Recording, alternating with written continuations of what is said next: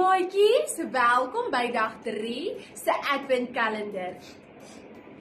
Hoi, wat is fout? Vandag is my hartjie baie daar is 'n maatjie wat met my beklei. Moenie hartseer wees nie. Ag maatjies, haar hart is so seer.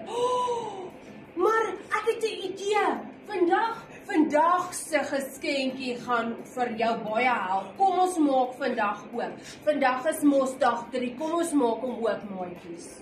Hier is jou geskenkie. Maak hom oop. Maak hom oop en kyk ons wat staan daar binne. Daar sê, het jy ook 'n kaartjie gekry? En pleisters. Dit vir my hart. Dis vir jou. Dis vir my hartjie. Is dit wat Liewe Jesus doen met ons hartjie? Ja, maatjies, kom ek vertel vir julle almal. Ek gaan nou vir Tannie Chanel ook vertel, né? Lief. Liewe Jesus genees elke gebroke hart wat daar buite is. Nie net enige seertjie nie, maar jou hart daar binne. Hy genees jou hart ook. As jy hartseer is of 'n maatjie is dalk lelik met jou of iemand beklei met jou en jou hart is baie seer, gaan net na Liewe Jesus toe en vra vir hom om jou hartjie te genees en hy sal baie vinnig jou hartjie weer beter maak. Net soos wat 'n pleister 'n seer plekkie gesond maak, so maak Liewe Jesus ook ons hartjies beter. Dit is mos wonderlike nuus. Baie dankie.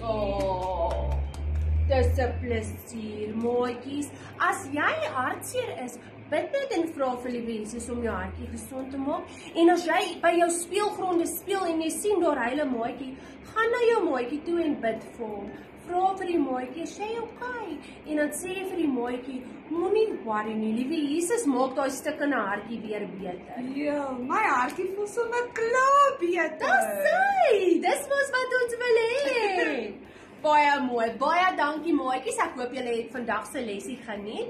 Onthou, Liewe Jesus is altyd daar, so enige plek waar jy is, kan jy met hom praat. Okay. Alright julle. Bye.